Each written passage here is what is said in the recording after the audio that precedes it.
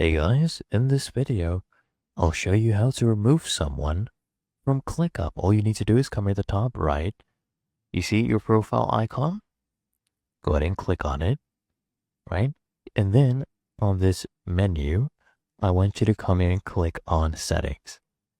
Now from settings, once we get this page, I want you to come here to workspace, click on people. And here you'll see all the people, okay? You want to manage these people. So let's say I want to go to remove my other account, William Hunter.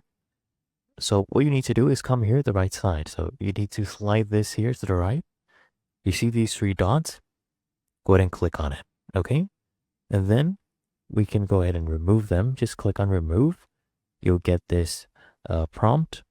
Just go ahead and remove them again, right? When you get that pop-up. And there you go. This person has been removed from the Answer ASAP workspace. Really that easy and simple.